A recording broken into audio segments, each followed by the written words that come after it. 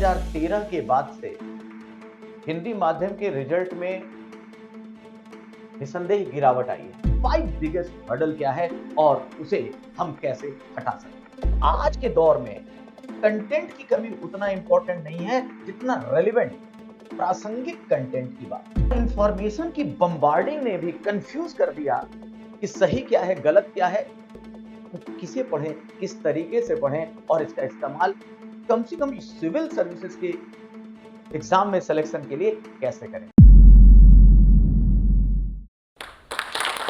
आज हम लोग बात करते हैं हिंदी माध्यम में चयन के सामने 5 बिगेस्ट चैलेंजेस या हर्डल्स क्या हैं और आखिर इसका सलूशन क्या हो सकता है। क्योंकि एक तो हार्श रियलिटी है कि अगर हम आंकड़ों पर देखें तो 2013 के बाद से हिंदी माध्यम के रिजल्ट में निसंदेह गिरावट आई है। अगर लेटेस्ट और ये अवेलेबल है यूपीएससी की जो साइट है, तो ऑफिशियल साइट पे जाकर देखेंगे, एनुअल रिपोर्ट जारी करती है यूपीएससी। उसमें अगर हम देखें तो एक आंकड़ा मैं आपको बताना चाहता हूं, एक जनरल आंकड़ा जो आप पिछले 3, 4, 5 सालों का निकालेंगे तो उसमें यह आएगा कि लगभग अप्रॉक्स 1000 सीट होती है यूपीएससी द्वारा। ये प्लस माइनस हो सकती है। जब फॉर्म भरा जाता है तो लगभग 11 लाख लोग फॉर्म भरते हैं। हम एवरेज 10 लाख ले सकते हैं। फॉर्म भरे 11 लाख लोग, अब जो प्री का रिजल्ट आएगा, पहला चरण क्वालिफाइंग, ये लगभग 11,000 होगा। 10,000 कुछ होगा, 11,000 मतलब 10%। स्क्रीन आउट सोचिए कितने लोग स्क्रीन आउट हो गए। यहीं से चुनौती शुरू होती है। लेकिन जो बिटर फैक्ट है, इस 11,000 में जो सबसे जो एवरेज देखा गया पिछले 5 साल का, उसमें 10,500 इंग्लिश मीडियम के हैं एंड 500 जो लड़के हैं वो हिंदी मीडियम से। और 500 ये मेंस दे रहे हैं केवल।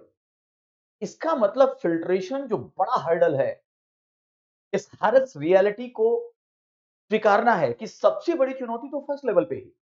और फिर जब मेंस में ये बैठते हैं तो अबाउट 200 लोग इंटरव्यू में पहुंचते हैं। एवरेज 150 ही है। अब 200 मेंस क्वालिफाई करके इंटरव्यू में पहुंचते हैं तो ऑब्वियस सी बात है, लास्टली इनका जो रिजल्ट है वो अगर अबाउट 40 आता है, सोचिए 1000 सीट में केवल 40 लड़के हिंदी माध्यम से सेलेक्ट होते हैं। और ये तो मैं बहुत एक तरह से इसका ब्राइट एस्पेक्ट बता रहा हूं। आज के सेशन का मुख्य उद्देश्य पॉइंटर फॉर्म में यही है कि 5 बिगेस्ट हर्डल क्या है और उसे हम कैसे हटा सकते हैं। सबसे पहले इसे एक मैं फॉर्मूले से बोलता हूं, एसएसओ। आप जानते हैं एसएस, जब ताश में इक्का होता है उसे एस बोलते हैं। और कोई भी काम जब हम सक्सेसफुली कंप्लीट करते हैं तो उसे एसएस बोलते हैं। और वो क्या है, एक एक करके ये 5 प्रॉब्लम, ये 5 टॉपिक के 5 हम हेडिंग के आधार पर बातों को समझेंगे। सबसे पहले जब हम ए लेते हैं, पहली प्रॉब्लम है adaptability adaptability of new dynamics of UPSC. जो नया डायनेमिक्स है यूपीएससी का, न्यू डायनेमिक्स ऑफ यूपीएससी, क्या हमने एडॉप्टेबिलिटी मतलब ग्रहणशीलता। पहली समस्या यह है कि हिंदी माध्यम में ज्यादातर जो अभी तक जो प्रिपरेशन मोड है, अगर ये कहा जाए कि नया डायनेमिक्स समझने में और उसे एडॉप्ट करके उस तरीके से तैयारी करने में कहीं ना कहीं गैप है। दूसरे नंबर पे जो सब लोग बोलते हैं, सी फॉर कंटेंट। और जब सिलेबस चेंज हुआ तो पहले हिंदी माध्यम में कंटेंट की भी कमी, लेकिन आज के दौर में कंटेंट की कमी उतना इंपॉर्टेंट नहीं है जितना रेलेवेंट प्रासंगिक कंटेंट की बात है। प्रासंगिक कंटेंट की कमी है। दोनों को मिला के देखा जाए तो इसको हम नकार नहीं सकते। आज भी ये समस्या लगभग 30% की बनी हुई। अगर मैं एक एग्जांपल दूं, करंट को लेकर सबसे ज्यादा कंफ्यूजन है करंट कैसे पढ़ें हिंदी माध्यम के अभ्यर्थियों में। मल्टीपल रिसोर्सेस हैं। द हिंदू और इंडियन एक्सप्रेस जो अच्छे पेपर हैं जिन्हें यूपीएससी अपने क्वेश्चन मेकिंग के दौरान शामिल करती है, अनफॉर्चुनेटली वो हिंदी में नहीं आता। और एक चीज और जानना है हमें, वो ये कि इंफॉर्मेशन टेक्नोलॉजी के युग में, आईटी रेवोल्यूशन के युग में इंफॉर्मेशन की तो बम्बार्डिंग है, और इंफॉर्मेशन की बम्बार्डिंग ने भी कंफ्यूज कर दिया कि सही क्या है गलत क्या है, हम किसे पढ़ें, किस तरीके से पढ़ें, और इसका इस्तेमाल कम से कम सिविल सर्विसेज के एग्जाम में सिलेक्शन के लिए कैसे करें। तो ये कंफ्यूजन भी क्रिएट हुई। तीसरा, ई को मैं सबसे इंपॉर्टेंट मानता हूं, लेकिन बाद में लूंगा इकोसिस्टम को। पहले एस पे आते हैं, और एस का मतलब है सिलेक्शन। सिलेक्शन किस चीज का? हिंदी माध्यम का अभ्यर्थी बेचारा चयन स्वयं नहीं करता, बल्कि दूसरों की बातों के आधार पर उसे कोई चीज दिला दी जाती है, दिला दी जाती है। इस बात को जरा समझिए। अगर हम रिजल्ट में सफलता असफलता के को थोड़ा सा साइंटिफिक तरीके से रेशनलाइज करने की कोशिश करें, तो दो बातें बहुत साफ आती हैं कि पहले देखो, एक तो ऑप्शनल पेपर भी बड़ा इंपॉर्टेंट होता है। ऑप्शनल पेपर का चयन मैंने तो यहां तक देखा है कि 4-5 साल तैयारी के बाद फिर एस्पिरेंट आता है कि सर क्या ऑप्शनल चेंज कर ले। पहले समय लो, पहले आरएनडी करो। तो यहां सिलेक्शन का मतलब यह है कि ऑप्शनल भी वो यूट्यूबर, वो यूट्यूब पर देखकर, कुछ लोगों के द्वारा बताए जाने पर, और इवन कुछ फैमिली मेंबर जो सोशल मीडिया या बाकी लोगों को देखते रहते हैं, उन्होंने बोल दिया कि ऑप्शनल ले लो, और उन्होंने ऑप्शनल ले लिया। भले ही उसकी ना तो रुचि थी, ना उसने ट्रेंड एनालिसिस देखी है, और न ही अवेलेबिलिटी ऑफ नोट्स और गाइडेंस को उसने देखा है।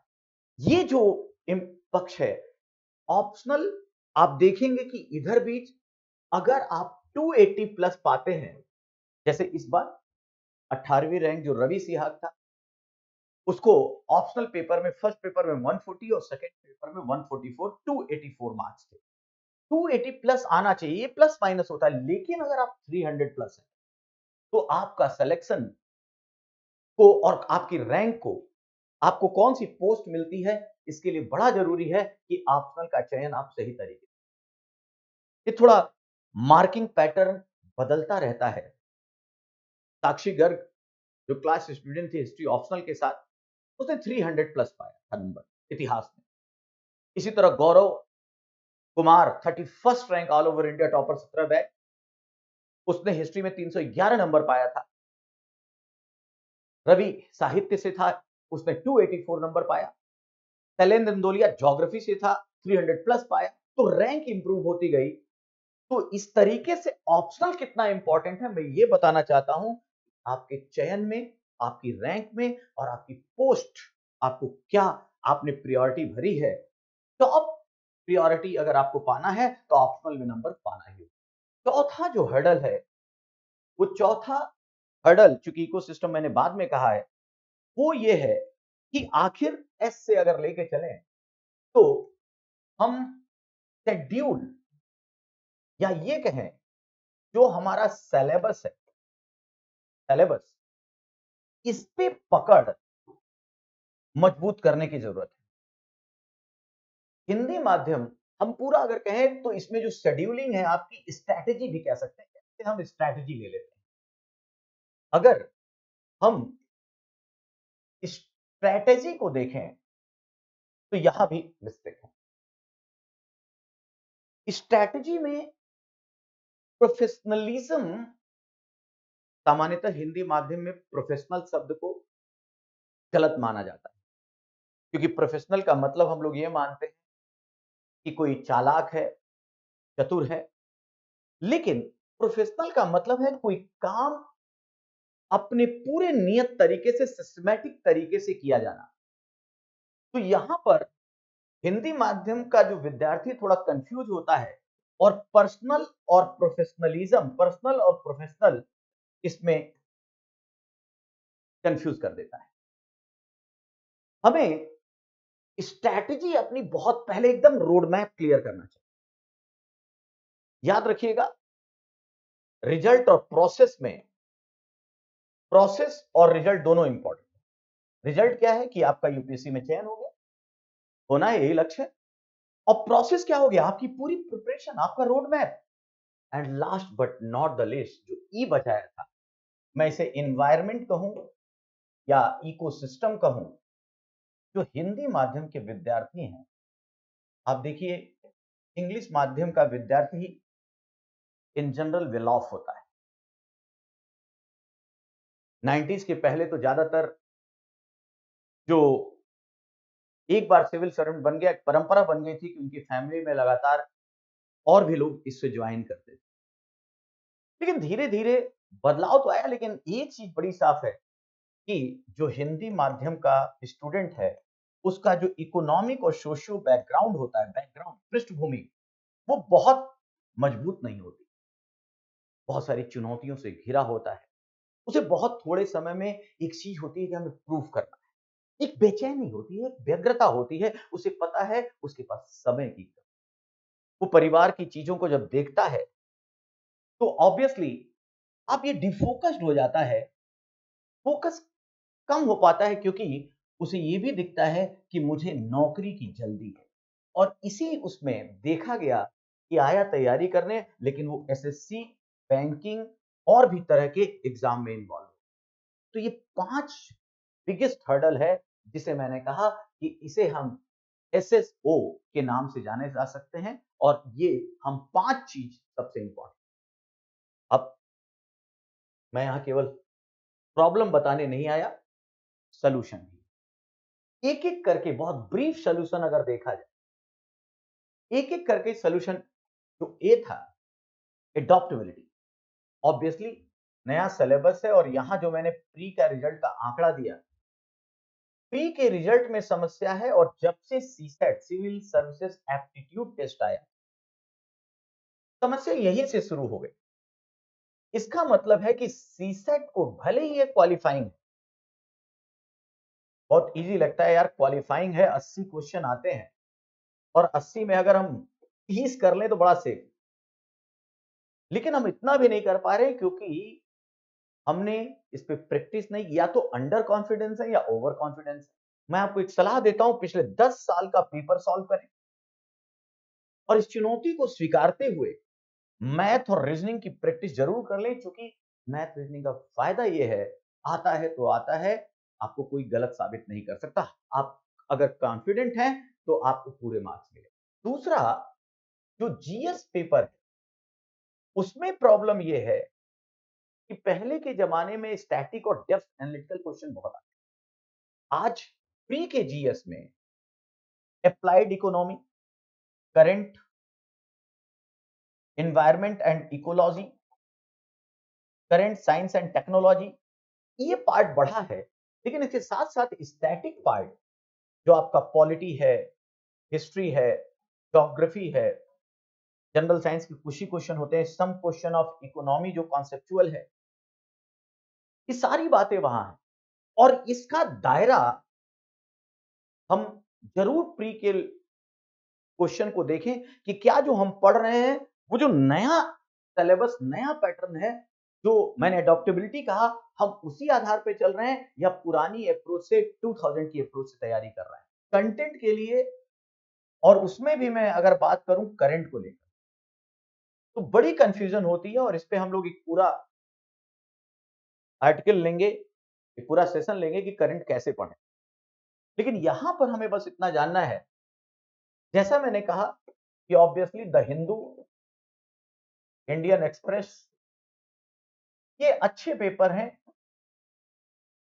और इसके आर्टिकल एनालिटिकल होते हैं, और कुछ ऐसी बातें दी जाती हैं, ज्यादातर फोकस ऐसा होता है जहां से यूपीएससी जो है अपने क्वेश्चन को यहां से लेती है।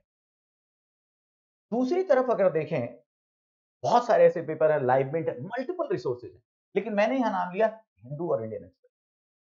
दूसरा आता है बहुत सारे सोशल मीडिया के चैनल्स हैं, यूट्यूब है, इंस्टा है, टेली है, टेलीग्राम, इन पे बहुत सारे मैटर है, बहुत सारे चैनल है। तीसरे नंबर पे हमारे साथ समस्या है कि बहुत सारी मैगजीन भी है, यस, स्ट्रैटेजी को लेकर। तो स्ट्रैटेजी में मैं 2-3 पॉइंट कहूंगा। सबसे पहले आपकी पकड़ सिलेबस पे जरूर, आप सिलेबस रखिए और सिलेबस में जितना भी टॉपिक दिया गया है, सबसे पहले उसे किताब, कोचिंग नोट्स, मैगजीन से मिलाकर उस पे नोट्स बना लें। और नोट्स बनाने का पहला होगा स्टेप 1, पूरा नोट्स बने, कंप्लीट नोट्स। तो पढ़ने में आपको लगभग 1 साल का इन्वेस्टमेंट है, देना पड़ेगा, जल्दबाजी नहीं। उसके बाद इस नोट्स को आप स्मार्ट, स्टेप 2 क्या होगा, आप इसे स्मार्ट नोट्स में बनाएं। स्मार्ट नोट्स का मतलब थिक नोट्स को आप एक तरह से सिनॉप्सिस के हिसाब से बना ले, की पॉइंट के हिसाब से बना ले, मतलब जब नोट्स बनाया किसी टॉपिक। दूसरा, स्ट्रैटेजी में एक बात याद रखिए, एक बुक को 5 बार, एक नोट्स को 5 बार पढ़ें।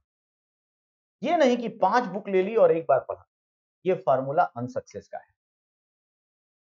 हिंदी माध्यम में देखा गया कि जो सलाह दे देता है कोई, तो वो क्या करता है कि किताब और कंटेंट जो स्टूडेंट है नया, वो जुटाने लगता है। हमें बहुत सारी बुक, बहुत सारे संसाधन नहीं जुटाने हैं।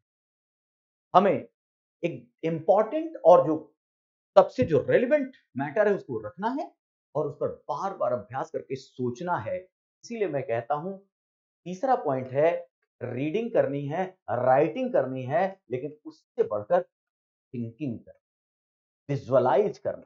मैंने अपनी क्लास से देखा है। और अगर हम इधर बीच रिजल्ट की बात करें तो 17 में तो 31वीं rank Gaurav Kumar, 38 rank Shailendra Indauliya, 46 rank गौरव सोगरवाल, फिर साक्षी गर्ग, फिर रवि सिहाग, सुनील जो टॉपर था 2021, प्रकाश था जो आईएफएस बना। ये सब ऐसे उदाहरण हैं जिन्हें लेकर इन लोगों ने इन चीजों को अडॉप्ट किया, अपने आप को उस तरह से संयमित किया और इस कारण उनका रिजल्ट सबके सामने है।